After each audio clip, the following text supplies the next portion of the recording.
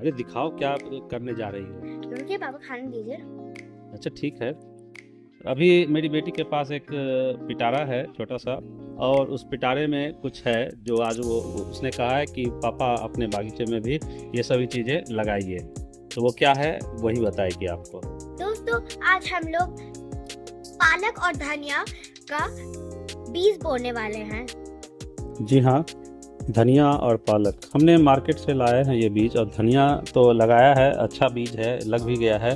तो पालक को भी लगाकर हम देखते हैं और उसके बारे में बताते हैं। तो आइए आज हम देखेंगे कि पालक और धनिया को एक साथ कैसे लगाते हैं। यूँ तो दोनों सेम चीज़ है, दोनों को एक साथ छींट देंगे हो जाएगा, लेकिन इससे पहले क्या क्या चीज़ें करनी होती है वो स्टेप मैं आपको बता दूं, क्योंकि वो स्टेप अभी मिसिंग है और उसकी वीडियोग्राफी हमने की नहीं है। तो भरवली मैं आपको बताऊंगा, आप समझ जाएंगे।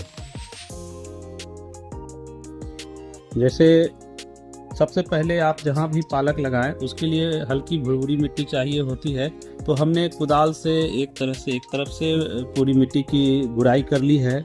अब इस गुड़ाई करने के बाद भी आप देख रहे होंगे थोड़े बड़े बड़े ढेले को आप देख रहे होंगे। तो आज मेरा काम यही है कि इसमें बीजों को छींट कर इन जो बड़े बड़े बोल्डर टाइप के जो मिट्टी के ढेले हैं उनको भुरभुरा बनाना है, और भुरभुरा बना के वो बीजों को उसके नीचे अरेंज कर देना है। ऊपर बीज रहेंगे तो चिड़िया खा जाएंगे आपका, और सही से रूट का डेवलपमेंट नहीं होगा।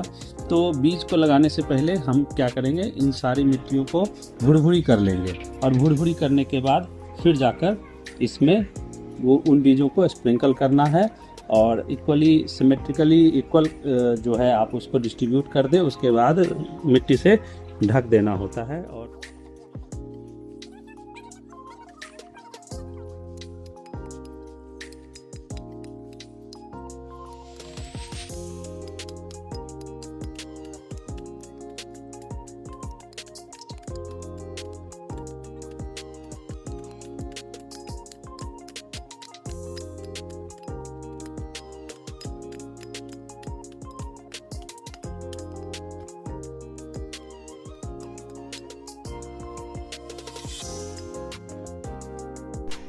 दोस्तों, पालक या धनिया दोनों को बोने के लिए तैयारी एक जैसा ही करना होता है। दोनों ही हल्की भुरभुरी मिट्टी में ही अच्छा ग्रो करती है। अगर आप चाहें कि ऐसे ही लगा दिया जाए तो वो ग्रो नहीं करेगा आपका। तो सबसे पहले आप इस तरह से, मैं एक छोटे से जगह में आपको करके बता रहा हूँ एग्जाम्पल, और मुझे भी करके सीखना है, इसलिए मैं आपको जो है अपनी गलतियों से सिखाना चाहता हूँ कि हमने तो जो गलतियाँ की है, ये गलती जो किया है हमने वो आपको दिखाने के लिए किया है, क्योंकि आप सभी लोग भी इससे पहले भी मुझे ऐसा लगता है कि इसी तरह से बुआई करते होंगे। तो मैंने भी बुआई जो किया है वो आपके जैसा ही किया है, या जो पहले लोग किया करते थे वैसा ही किया है। अनाड़ी, तो अनाड़ी जैसा ही हमने किया है। तो हमें दोस्तों अनाड़ी नहीं खिलाड़ी बनना है।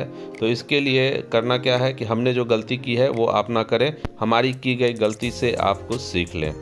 हमने जो तरीका इस वीडियो में आपको दिखाया है, मैं रिक्वेस्ट करूंगा कि ये तरीका आप ना अपनाएं। ये एक अनाड़ी का तरीका है, और हम सबों को खिलाड़ी बनना है। जो भी गार्डनिंग करना है वो सही से करना है, और ऐसा करें कि जिस पर हमें नाज हो, हमारे परिवार वालों को खुशी मिले। तो हम चूँकि इसमें समय दे रहे हैं, अपने परिवार वालों का समय कुछ काट के उसके बाद इस गार्डनिंग में समय दे रहे हैं, और इससे अगर कोई फ़ायदा ना हो हमारे और हमें और हमारे घर वालों को, तो फिर वो थोड़ी नाराज़गी हो जाती है। ये तो एक हॉबी है, लेकिन सबों की हॉबी ऐसी नहीं होती है।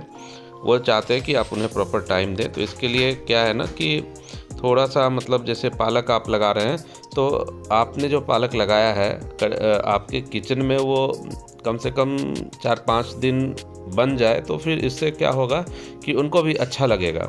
उनको भी अच्छा लगेगा कि चलो आपने मेहनत किया है, तो आपके किए गए मेहनत का वो आपके हाथों से उगाया हुआ चीज़ बना रहे हैं और खा रहे हैं, और पूरे परिवार वाले संतुष्ट हो रहे हैं। तो इससे क्या होता है कि हम सबों को एक सेटिस्फैक्शन मिलता है, आत्मसंतुष्टि मिलता है।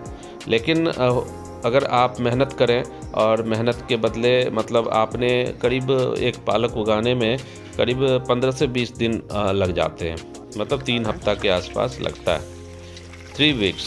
और 3 वीक्स आपने थोड़ा थोड़ा ही मेहनत किया, थोड़ा पानी दिया, कभी खरपतवार आ गए तो उनको निकाला। तो ऐसे में अगर कोई रिज़ल्ट सही नहीं आता, जैसे मेरा रिज़ल्ट देख लो, ये ज़्यादा रिज़ल्ट नहीं आया। पालक तो हुए ही नहीं दोस्तों, थोड़े बहुत पालक हुए हैं, बाकी सारा धनिया ही उगा है। तो मेरे पालक के जो बीज हैं वो बर्बाद चला गया, मेहनत भी बर्बाद गया। धनिया उगा, हाँ चलो एक धनिया उगा है, लेकिन सिर्फ धनिया नहीं, हमारा मोटो क्या था, दोनों को उगाना। और ये हमारा मेहनत, हमारी तैयार की गई मिट्टी यूँ ही मतलब फंस के रह गई है। जहाँ भी हमने इस प्रोसेस को अपनाया ऐसा ही हुआ। तो चलिए, अभी तक आपने देखा तो इसके लिए बहुत बहुत धन्यवाद, और आगे भी हमारे वीडियोज़ को देखते रहें, इसके लिए मैं आपका आभारी रहूँगा।